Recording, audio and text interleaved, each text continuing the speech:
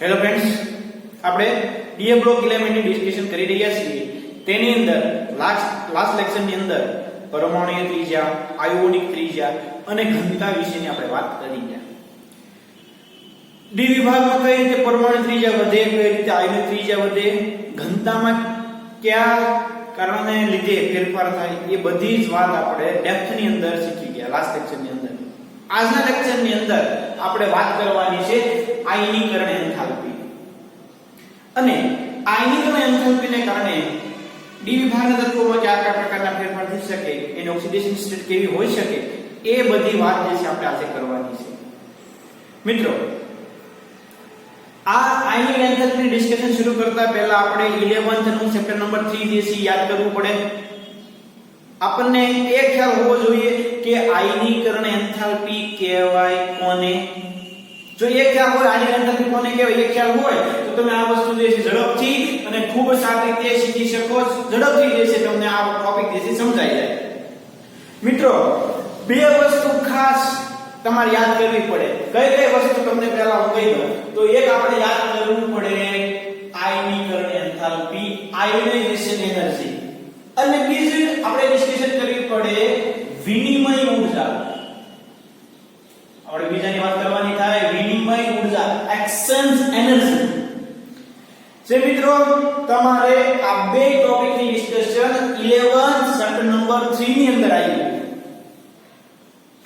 તેમાં તમે મને ખ્યાલ છે કે આ વસ્તુ તમે શીખી ગયા છો, પણ આના વિશે તમને કોઈ પ્રકારનો ખ્યાલ નથી.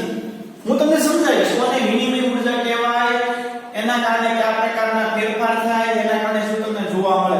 ખરેખર તમારે આ વસ્તુ શીખવાની હોય 11મા ની અંદર, પણ હું તમને અત્યારે શીખવાડી દઈશ. એના માટે કોઈ ટેન્શન લેવાનું નથી. તો મિત્રો, આપણે થોડુંક જે છે જૂનું રિવિઝન કરી ને આજના લેક્ચરની આપણે શરૂઆત કરી દઈએ. જે નવી વસ્તુ આપણે શીખવાની છે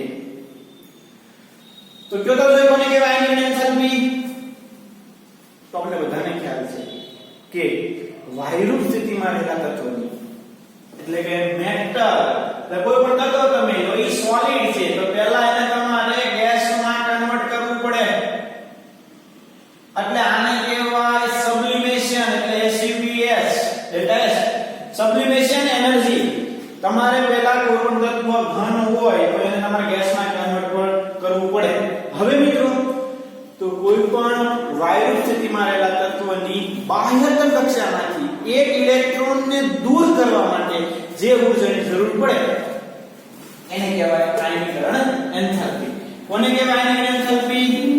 તો કે વાયુરૂપ સ્થિતિમાં રહેલા તત્વની બાહ્યતમ કક્ષામાંથી એક ઇલેક્ટ્રોનને દૂર કરવા માટે જે તમે ઊર્જા આપો એને કહેવાય આયનિક એન્થાલ્પી.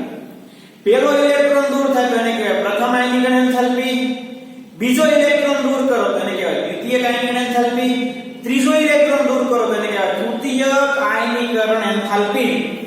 આપણે બોર્ડ વર્કમાં એને રિપ્રેઝન્ટ કરી દઈએ તો ઘન તત્વ એનું સબ્લિમેશન કર્યું એટલે ગેસમાં કન્વર્ટ થયું.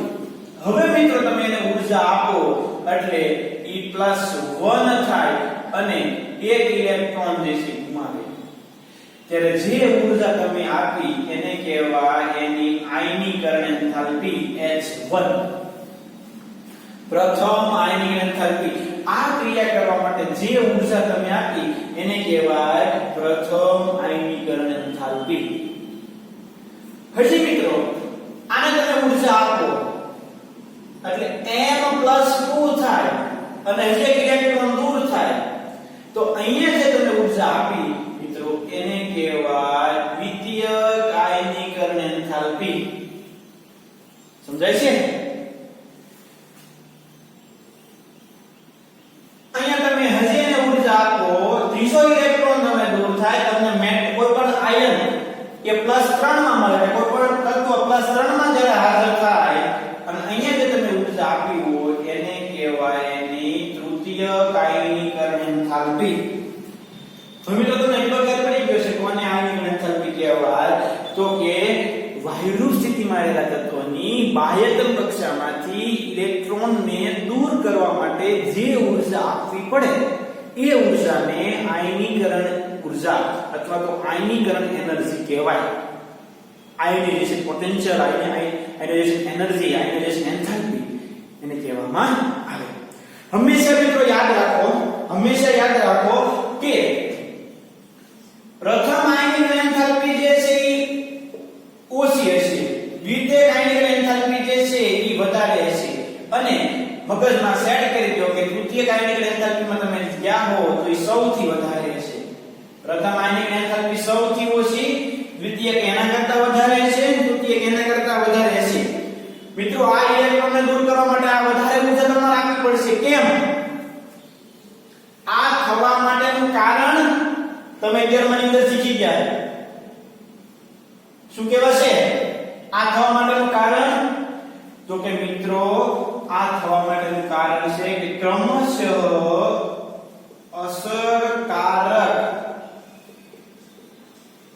અસરકારક કેન્દ્રીય વીજભાર વધે છે. ક્રમશઃ શું થાય છે? અસરકારક કેન્દ્રીય વીજભાર વધે છે. કેન્દ્રમાં ધન વીજભાર વધે એટલે ઇલેક્ટ્રોન વધારેમાં વધારે કેન્દ્ર તરફ આકર્ષાય, વધારે કેન્દ્ર તરફ આકર્ષાય એટલે એને દૂર કરવું અઘરો થાય. અને તમારે દૂર કરવો હોય તો તમારે વધારે ઉર્જા આપવી પડે. ક્લિયર? અસરકારક કેન્દ્રીય વીજભાર વધે છે એટલે આ થાય. હવે મિત્રો આપણે વાત કરવાની છે સમૂહ માં આયનીકરણ એન્થાલ્પીમાં શું ફેરફાર થાય. તો મિત્રો સમૂહ એટલે ઉપરથી નીચે તરફ તમારે જવાનું થાય. આ જે છે ઉપરનો ભાગ છે, આ જે છે નીચેનો ભાગ છે. આપણે પી બ્લોક ની અંદર ખૂબ સારી રીતે આ વસ્તુ શીખી ગયેલા છે. એક સમૂહમાં તમે ઉપરથી નીચે તરફ જાઓ ત્યારે આયનીકરણ એન્થાલ્પીમાં કયા પ્રકારનો તમને ફેરફાર જોવા મળે ભાઈ? તો આપણે બધાને ખ્યાલ છે મિત્રો, ઉપરથી નીચે તરફ તમે જશો સમૂહની અંદર એમ ક્રમશઃ n એટલે કે મુખ્ય ક્વોન્ટમ આંક વધે.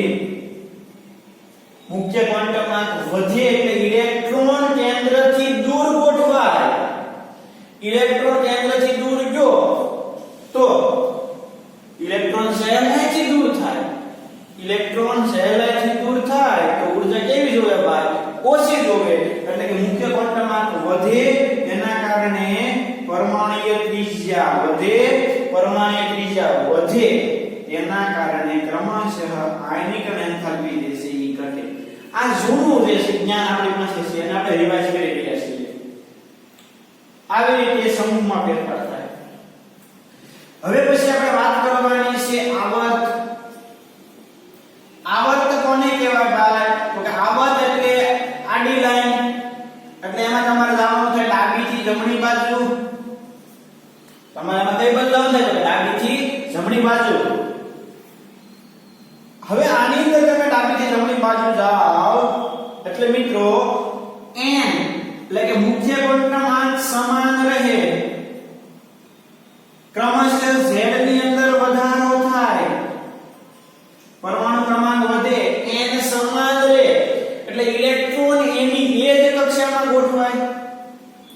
ઇલેક્ટ્રોન એની એ જ કક્ષામાં ગોઠવાય તેના કારણે એની એટોમિક રેડિયા, પરમાણુય ત્રિજ્યા જે છે ક્રમશઃ ઘટે.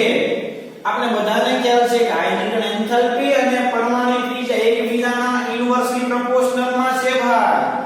એકબીજાને કેવા છે? ઇન્વર્સલી પ્રપોર્શનલ ની અંદર વ્યસ્ત પ્રમાણમાં છે. તો મિત્રો પરમાણુ ત્રિજ્યા ઘટી તો આયનીકરણ એન્થાલ્પી શું થશે ભાઈ?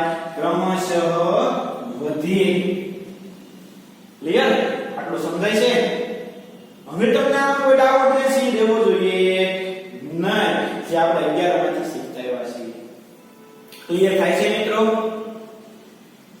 તો મિત્રો આપણે આજે વાત કરવાની છે ડી વિભાગના તત્વોની. હવે તમે મને એમ કહો ડી વિભાગ એટલે સમૂહ નંબર ક્યાંથી ક્યાં સુધી ડી વિભાગ?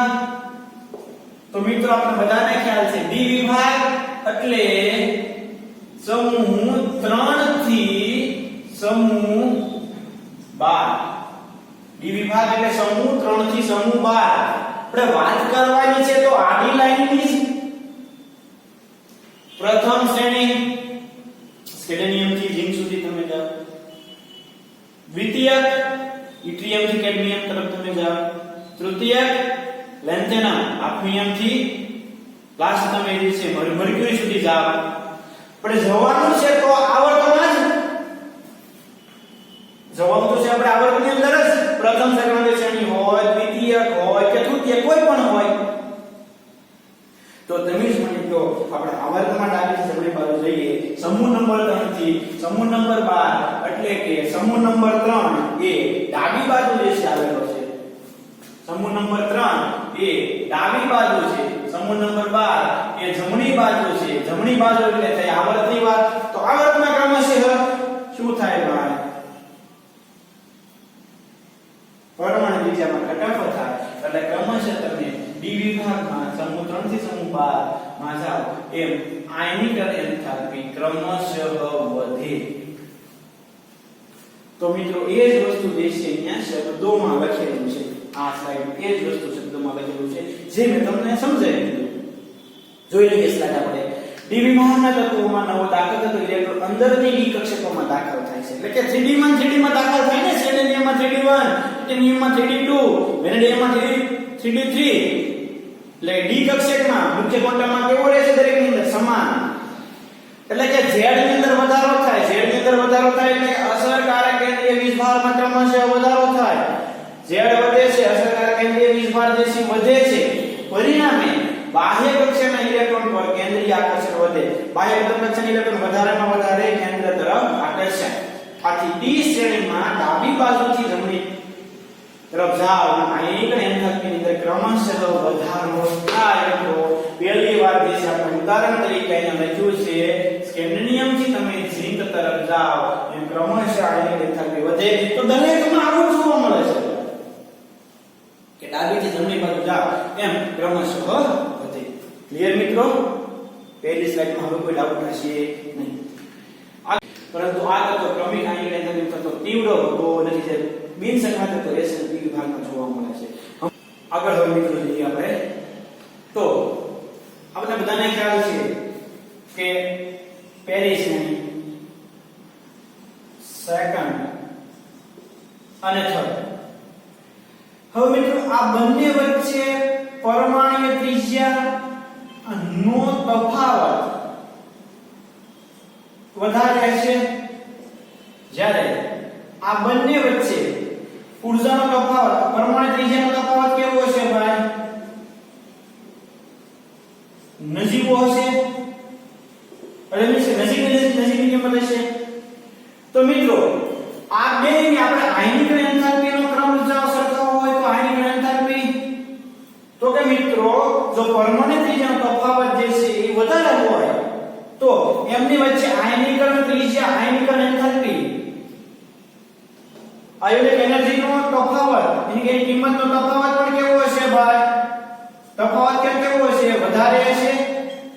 જ્યારે આમની આ બેની પરમાણુ ત્રિજ્યાનો આયનિક એન્થાલ્પી નો તફાવત જે છે તમે નક્કી કરશો તો કેવો હશે ભાઈ? તો કે નજીકનો હશે. ખાસ સમજો જે વસ્તુ તમને કહું કે પ્રથમ અને દ્વિતીયક શ્રેણી વચ્ચે પરમાણુ ત્રિજ્યાનો તફાવત વધારે છે તો એની આયનિક એન્થાલ્પીની કિંમત પણ કેવી હશે? દૂરની હશે. આ બેની તો કે પરમાણુ ત્રિજ્યા સાવ નજીકની હોય તો એમની આયનિક એન્થાલ્પીનો તફાવત પણ કેવો? નજીકની કિંમત વાળો હોય. ક્લિયર મિત્રો?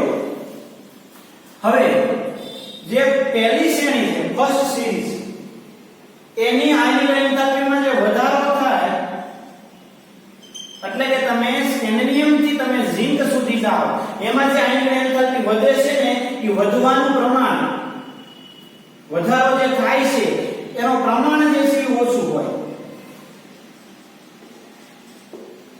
ફર્સ્ટ સિરીઝની આયનિક એન્થાલ્પીમાં સ્કેન્ડિનિયમ થી તમે ઝિંક તરફ જાઓ ત્યારે જે આયનિક એન્થાલ્પીની કિંમત વધે ને કે સ્કેન્ડિનિયમમાં આટલી છે, ત્યાર પછી ટિટેનિયમમાં આટલી, વેનેડિયમમાં આટલી, તો એમની વચ્ચે જે તફાવત છે એ વધારાનું પ્રમાણ જે છે ઓછું હશે. જ્યારે દ્વિતીયક અને તૃતીયક માં જે આયનિક એન્થાલ્પી એટલે કે પહેલા તત્વથી બીજા તત્વ, બીજામાંથી ત્રીજા, ત્રીજામાંથી ચોથા, તો એમ ક્રમિક સેકન્ડ અને થર્ડ શ્રેણીમાં તમે જેમ ડાબીથી જમણી બાજુ જાઓ જેમ તમે ડાબીથી જમણી બાજુ જાઓ એમ એની આયનિકલ એન્થાલ્પીમાં જે વધારો થાય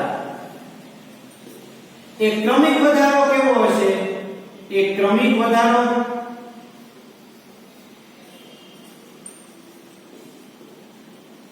વધારે છે. ખાસ સમજો મિત્રો, પહેલી શ્રેણીમાં તમે ડાબીથી જમણી બાજુ જાઓ એમ જે આયનિકલ એન્થાલ્પીમાં વધારો થાય કેવો હશે? નજીવો હશે. પણ દ્વિતીયક અને તૃતીયક શ્રેણીમાં તમે ડાબીથી જમણી બાજુ જાઓ એમ આયનિકલ એન્થાલ્પીમાં થતો ક્રમિક વધારો કેવો હશે? વધારે હશે. ખાસ સમજો. 3D શ્રેણીની પ્રથમ આયનિકલ એન્થાલ્પીમાં અનિયમિત વલણનું રાસાયણિક મહત્વ ઘણું ઓછું છે. એના વિશે બહુ આપણે ડિસ્કશન કરવાની નથી. કેમ પ્રથમ શ્રેણીની આયનિકલ એન્થાલ્પીમાં નજીવો ફેરફાર થાય છે એના વિશે કોઈ આપણે અભ્યાસ કરવાનો નથી. બરાબર, રાસાયણિક મહત્વ નથી. પરંતુ એક ઇલેક્ટ્રોન દૂર થવાથી ફોરેસ અને 3D કક્ષકોની સાપેક્ષ ઊર્જામાં ફેરફાર થઈ જાય. n+l જે છે આપણે ગણતા હતા આગળ n+l એના કારણે એને ઊર્જામાં જે ડિફરન્સ થાય. કારણ કે એક ઇલેક્ટ્રોન તમે 3D માંથી દૂર 3D અને ફોરેસ તો ફોરેસમાંથી એક ઇલેક્ટ્રોન દૂર થાય એટલે 3D અને ફોરેસ વચ્ચે ઊર્જામાં નોંધપાત્ર ફેરફાર થાય. એના કારણે જે છે આયનિકલ એન્થાલ્પીમાં ચેન્જીસ આવશે. મિત્રો, ડી વિભાગના તત્વો ધન આયન બનાવે છે ત્યારે n-1d ઇલેક્ટ્રોનની પહેલા ns ઇલેક્ટ્રોન દૂર થાય. આપણે બધાને ખબર છે કે તમે સ્કેન્ડિયમની વાત કરતા હો તો સ્કેન્ડિયમ એટલે 21 એની ઇલેક્ટ્રોન કન્ફિગ્યુરેશન છે 3d1 4s2. તમે સ્કેન્ડિયમ +1 કરો તો 3d1 અને 4s1 થશે.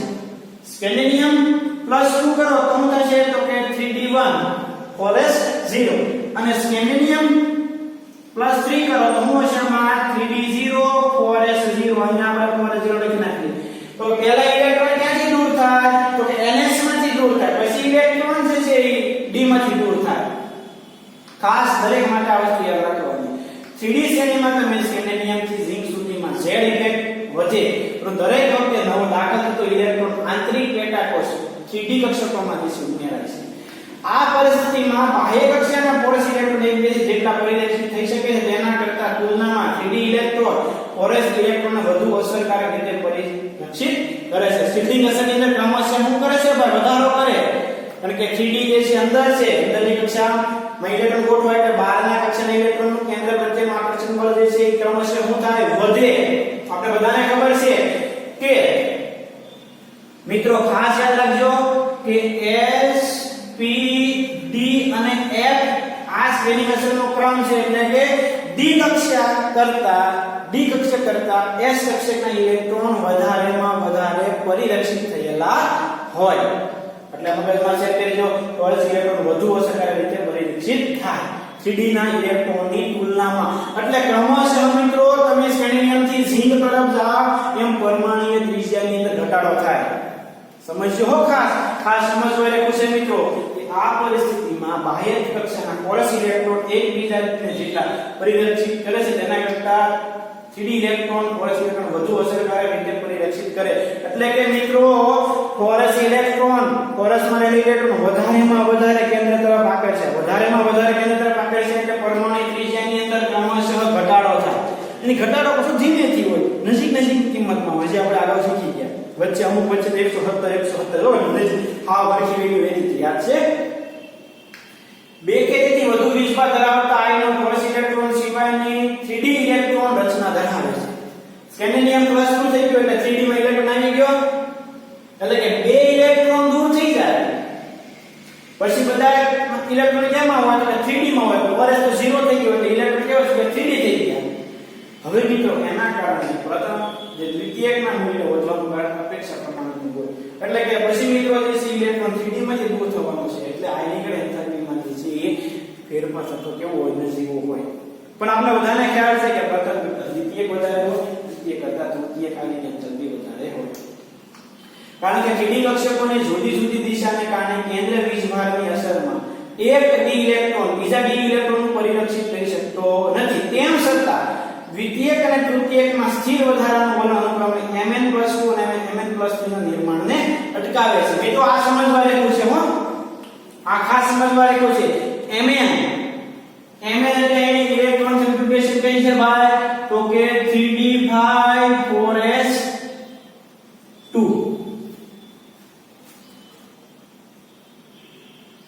Mn અનુક્રમે Mn+2 અને Mn+3 નું નિર્માણને અટકાવે છે ખાસ મિત્રો બે ઇલેક્ટ્રોન દૂર થયા એટલે ડી કક્ષક કેવી થઈ ગઈ અર્ધપૂર્ણ થઈ ગઈ તો એની સ્થાયિકતા એનર્જી વધારે હોય એટલે મિત્રો એક ડી ઇલેક્ટ્રોન બીજા ડી ઇલેક્ટ્રોન ઉપર પરિવર્તિત કરી શકતો નથી તેમ પણ દ્વિતીયક અને તૃતીયક આયન એન્ટાલ્પીમાં સ્થિર વધારાનો અનુક્રમ Mn+2 અને Mn+3 ના નિર્માણને અટકાવે છે મિત્રો એટલે કે Mn+2 ઈ મોર સ્ટેબલ થઈ ગયો ને આ માંથી બે ઇલેક્ટ્રોન યાદ છે કે 3d5 થયું 3d5 થયું એટલે આ થયું Mn+2 મિત્રો Mn+2 માંથી Mn+3 નો થઈ શકે કેમ તો કે 3d5 ની સ્ટેબિલિટી વધારે છે અને સાથે સાથે હવે જે કારણભૂત આવ્યું છે વિનિમય ઊર્જા શું આવ્યું હવે વિનિમય ઊર્જા એક્સચેન્જ એનર્જી અહીંયા જે કારણભૂત થાય છે મિત્રો આ જે વલણ છે એને કહેવાય વિનિમય ઊર્જા એક્સચેન્જ એનર્જી જે 11 માં શીખવાનું હતું તમને બધાને ખ્યાલ હશે ન ખ્યાલ હોય તો હમણાં તમને સમજાવું છું સમજે આ મુદ્દો સમજવા માટે આપણે એક્સચેન્જ એનર્જી વિનિમય ઊર્જાનો અભ્યાસ કરવો પડે તો જ તમને દેશી સમજાય Mn+2 માંથી કેમ Mn+3 નું નિર્માણ ન થાય Mn+2 ઈ સ્ટેબલ છે Mn+3 નું નિર્માણ કેમ ન થાય એના માટેનું કારણ છે વિનિમય ઊર્જા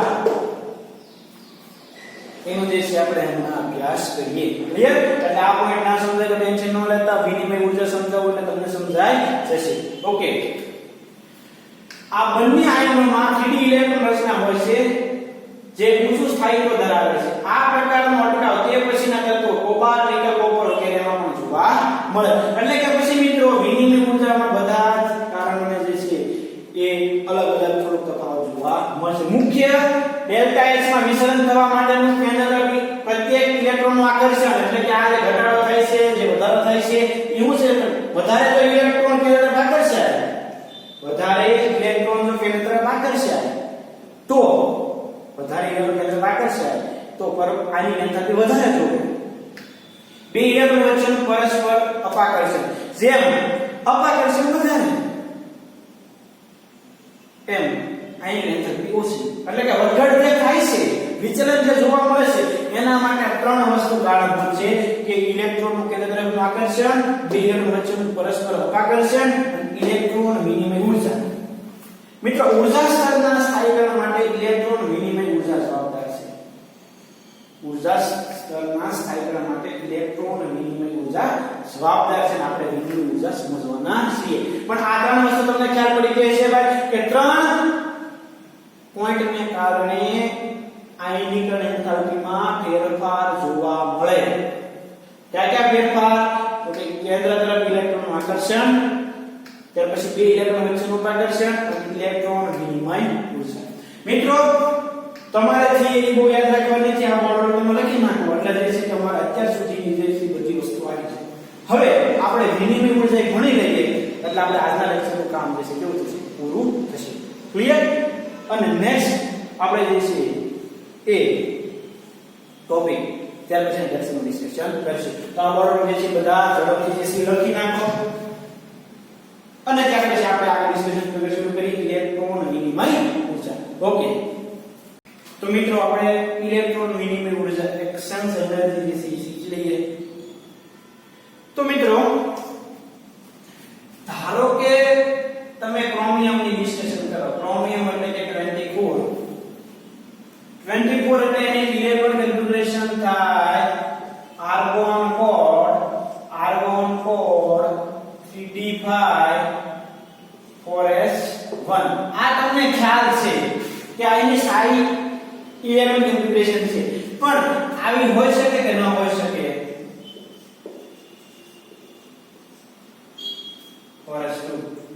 બરોબર તમને કેમ આ તો ખબર છે કે પાકી ને કે છે તમે આ લખી નાખો પણ ખરેખર ઘણા લોકો પાકી નો કામ નહીં લખે પણ ખરેખર આ ઇલેક્ટ્રોન કન્ફિગ્યુરેશન ખોટી છે કોના આધારે ખબર પડે તો કે ઇલેક્ટ્રોન વિનિમય ઉર્જાને ઓકે તો મિત્રો આ ડી કક્ષક એની કેટલી પેટા કક્ષકો હોય તો કે 5 હવે જુઓ આ એક ઇલેક્ટ્રોન આ 2 આ 3 અને આ 4 હવે મિત્રો આ જે છે ઇલેક્ટ્રોન આની સાથે ઊર્જાનો વિનિમય કરી શકે પહેલો ઇલેક્ટ્રોન જે છે આની સાથે ઊર્જાનો આની સાથે કરી શકે અને આની સાથે એટલે કે ટોટલ 3 જે છે એક્શન થઈ શકે વિનિમય જે છે થઈ શકે પહેલાનું બીજા સાથે બીજાનું ત્રીજા સાથે ત્રીજાનું જે છે ચોથા સાથે આપણે જે છે અહીંયા ક્રમ લખી નાખીએ 1 આ 2 આ 3 આ 4 અને 5 આ પહેલા નંબરનો કોની સાથે વિનિમય થઈ શકે તો કે બીજા ત્રીજા અને ચોથા સાથે વિનિમય થઈ શકે ત્યાર પછી મિત્રો આ બીજાનું જે છે કોની સાથે વિનિમય થઈ શકે તો કે ત્રીજા સાથે થઈ શકે અને આની સાથે થઈ શકે તો મિત્રો આ બીજાનું જે છે કેટલા વિનિમય થઈ શકે 2 વિનિમય થઈ શકે હવે મિત્રો ત્રીજાનું કોની સાથે થઈ શકે તો કે ત્રીજાનું ફક્ત ને ફક્ત આ ચોથા સાથે થઈ શકે પાંચમામાં તો ઇલેક્ટ્રોન છે ને એટલે એક વિનિમય થાય કુલ કેટલા વિનિમય થયા તો સહ વિનિમય થઈ શકે ઇલેક્ટ્રોન પહેલાનું બીજા સાથે ત્રીજા સાથે અને ચોથા સાથે બીજાનું ત્રીજા અને ચોથા સાથે ત્રીજાનું ફક્ત ને ફક્ત 4 નંબરના ઇલેક્ટ્રોન સાથે વિનિમય થઈ શકે તો ટોટલ આવી જો ક્રોમિયમની ઇલેક્ટ્રોન કન્ફિગ્યુરેશન હોય તો કેટલા વિનિમય થઈ શકે સહ વિનિમય થઈ શકે પાકું કેટલા વિનિમય થઈ શકે સહ વિનિમય થઈ શકે હવે ક્રોમિયમની ઇલેક્ટ્રોન કન્ફિગ્યુરેશન આવી હોય આર્ગોન કોડ 3d5 આવું આવી હોય તો મિત્રો ડી કક્ષકની કેટલા પેટા કક્ષકો તો કે 5 1 2 3 4 અને 5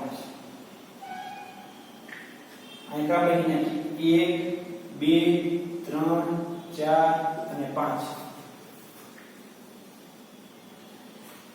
કેટલા ઇલેક્ટ્રોન છે તો કે 5 ઇલેક્ટ્રોન છે 1 2 3 4 અને 5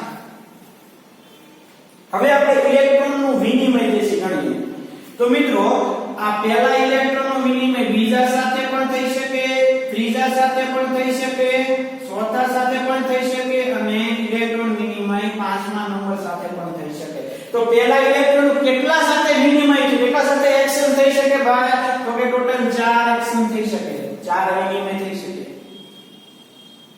પહેલા હું તમને ખાલી વિનિમય સમજાવું છું હો હવે બીજાની વાત કરીએ તો મિત્રો આ બીજાનું ત્રીજા સાથે થઈ શકે ચોથા સાથે થઈ શકે અને આ પાંચમા નંબરના ઇલેક્ટ્રોન સાથે થઈ શકે એટલે કે 3 વિનિમય થાય બીજા ઇલેક્ટ્રોનના કેટલા વિનિમય થાય 3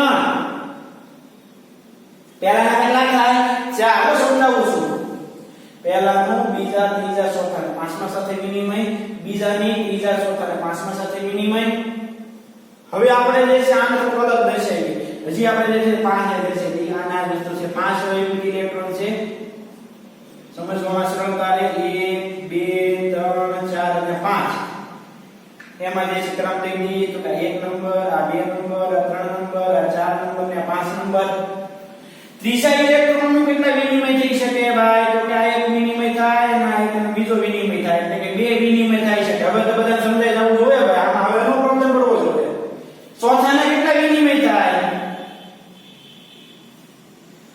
એક કુલ કેટલા વિનિમય થાય મળી ગયું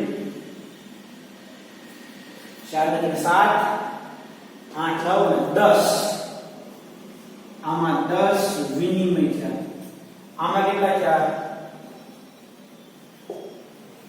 એટલું ક્લિયર થયું ભાઈ કઈ રીતે વિનિમય થાય એક્સચેન્જ ઇલેક્ટ્રોન વિનિમય મિત્રો જો ક્રોમિયમની આવી ઇલેક્ટ્રોન કન્ફિગ્યુરેશન હોય અને તેમાં તમે ડી કક્ષક ના ઇલેક્ટ્રોન વિનિમય ગણો તો કેટલા મળશે 100 મળશે જો મિત્રો ક્રોમિયમની આવી ઇલેક્ટ્રોન કન્ફિગ્યુરેશન હોય અને તમે વિનિમય ગણો કરો તો કેટલા મળશે તમને 10 વિનિમય મળશે. હવે મિત્રો જે કહું છું, જેમ જેમ ઇલેક્ટ્રોનના વિનિમય વધારે, સમજો, જેમ ઇલેક્ટ્રોનના વિનિમય વધારે તેમ તેની ઊર્જા ઓછી, ઊર્જા ઓછી, સ્થાયીતા વધારે. સમજાણું? જેમ ઇલેક્ટ્રોનના વિનિમય વધુ તેમ તેની ઊર્જા ઓછી, ઊર્જા ઓછી તેમ તેની સ્થાયીતા વધારે. એટલે મિત્રો આ ઇલેક્ટ્રોનિક કન્ફિગરેશન વાળો ક્રોમિયમ જે છે એ મોર સ્ટેબલ છે, આ કેવો છે? લેસ સ્ટેબલ છે. એટલા માટે ક્રોમિયમની ઇલેક્ટ્રોનિક કન્ફિગરેશન આવી છે ભાઈ. આવી રીતે F7 હોય ને તો એમાં વિનિમય થાય. અને તમારે જે છે ગણવાનું 3d6 માં તમે વિનિમય ગણો તો કેટલા થશે? આ તો મિત્રો સમજાઈ જવું જોઈએ. આમાં કે હવે અમુક છે નહીં 1 2 3 4 ને 5 ગયા. આ 1 આ 2 આ 3 આ 4 અને આ 5 આ 6 ઇલેક્ટ્રોન છે. હવે આમાં કેટલા વિનિમય થઈ શકે ભાઈ? તો કે આમાં જે છે આ એક વિનિમય, આ બીજું અને આ ત્રીજું, એટલે 3. આમાં કેટલા થઈ શકે? 1 અને આ 2 અને આમાં કેટલા થઈ શકે? 3 એટલે ટોટલ કેટલા વિનિમય છે? તો કે 6. જો તો ભાઈ ક્રોમિયમ કરતા આયર્નમાં જો વિનિમય ઘટ્યા એટલે એની ઊર્જા કેટલી થવાની? ઘટવાની કે વધવાની? તો કે ક્રોમિયમ કરતા આયર્નમાં તમે જાઓ એટલે એની ઊર્જા વધવાની, એટલે સ્થાયીતા ઓછી થાય. એટલા માટે 3d6 ની સ્થાયીતા ઓછી, 3d5 ની સ્થાયીતા વધારે. સમજાણું ભાઈ? તમે એટલે કે ઉપર જતા છો કે p3 p5 pf7 more stable, ઉલ્લી બોલતા હતા કે p3 ને p5 અને f7 જે છે ને એની સ્થાયીતા વધારે છે. પણ હુકામ સ્થાયીતા વધારે છે? મગજમાં તો નહીં કે અર્ધપૂર્ણ છે, અર્ધપૂર્ણ છે. એટલે અર્ધપૂર્ણ છે એટલા માટે નહીં, એમાં વિનિમય જે છે સૌથી વધારે થાય. હજી તમે 3d7 જાઓ, 3d7 તો મિત્રો એક ઇલેક્ટ્રોન જે છે અહીંયા આવ્યો, આ જે છે એ કેન્સલ આવડી નાખ્યો.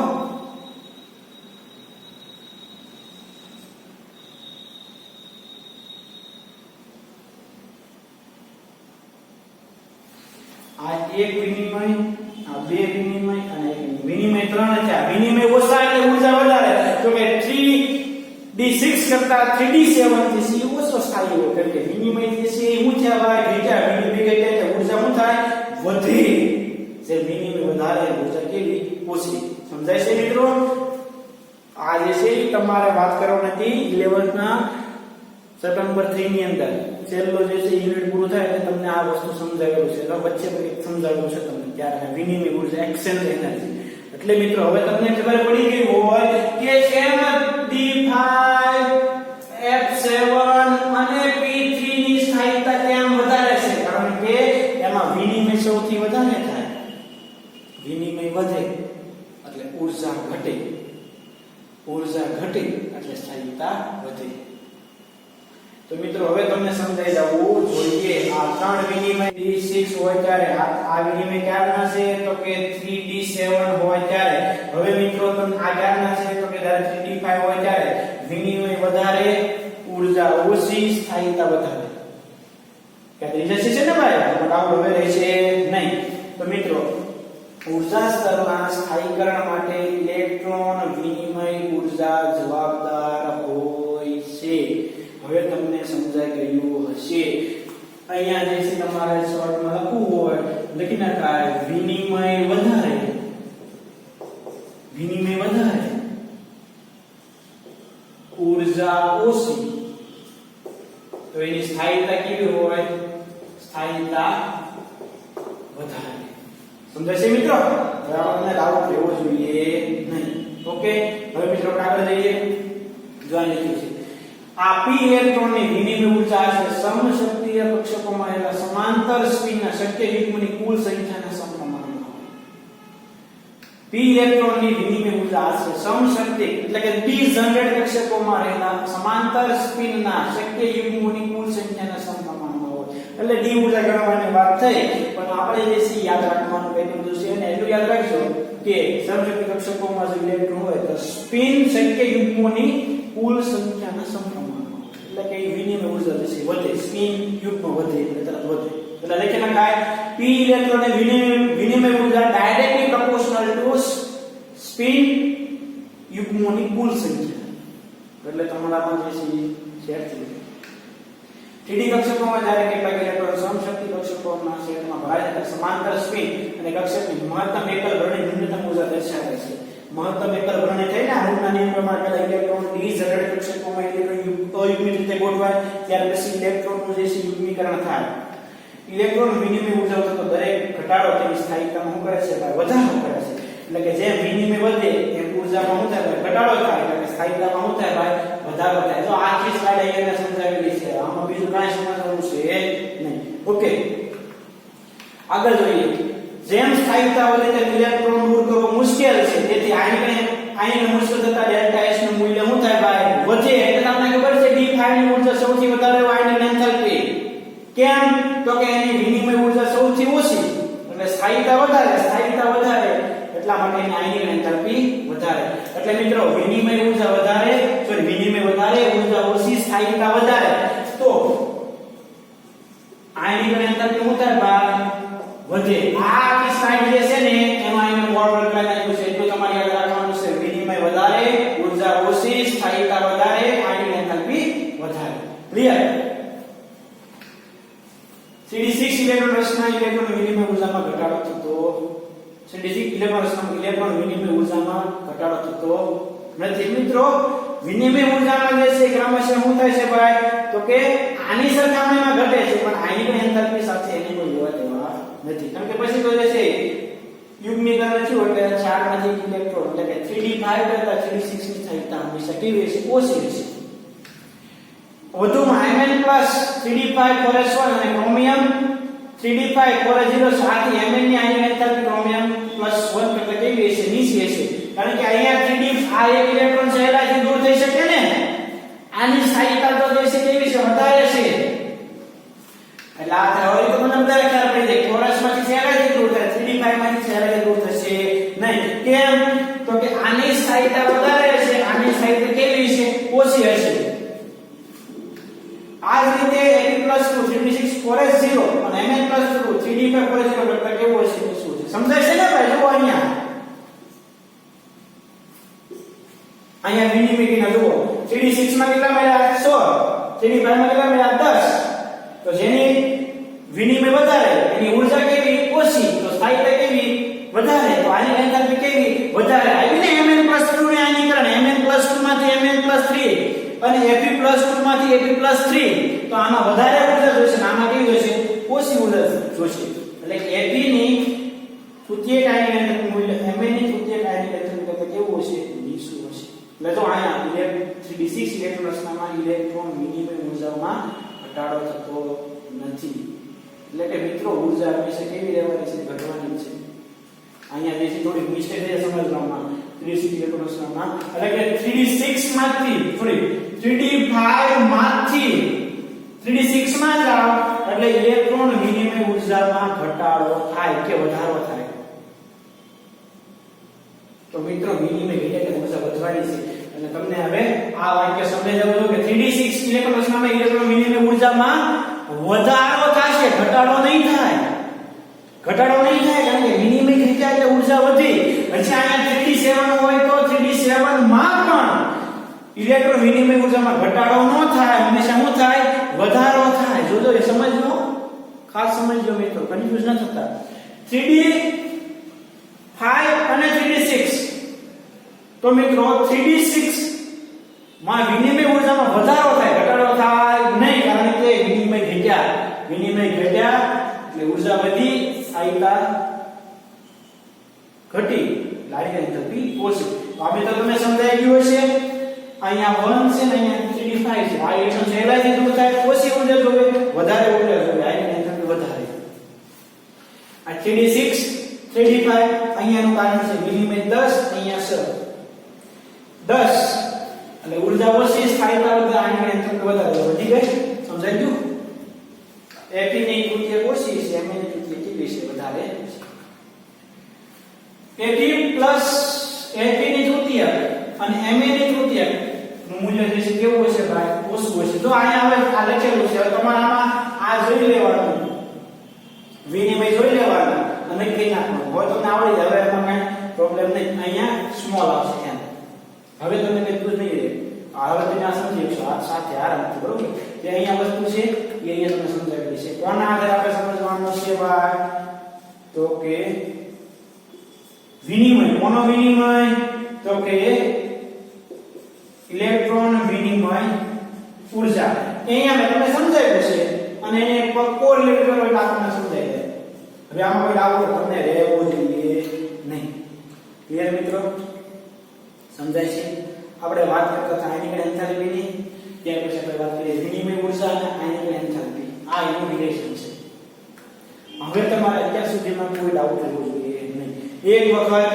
અગાઉનું બોર્ડ વર્ક અને આ વસ્તુ જે છે ખાસ શાંતિથી સમજી લો એટલે મિત્રો જે છે અહીંયા સુધીમાં તમને કોઈ પ્રોબ્લેમ રહેશે નહીં મિત્રો ઓક્સિડેશન અવસ્થાની વાત જે છે આપણે નેક્સ્ટ લેક્ચરની અંદર વાત કરીશું ત્યાં સુધી હું અહીંયા સુધી બધું ક્લિયર ઓકે તો અહીંયા સુધી આપણે રાખીએ આયનિક એન્થાલ્પી અને વિનિમય ઊર્જાનો ખૂબ સારી રીતે અભ્યાસ કરજો રિવિઝન કરજો શાંતિથી સમજજો મિત્રો એટલે જે છે તમને આગળ પ્રોબ્લેમ પડશે ક્લિયર તો આજે અહીંયા સુધી રાખીએ નેક્સ્ટ લેક્ચરની અંદર આપણે અહીંયાથી શરૂઆત કરીએ ઓકે થેન્ક યુ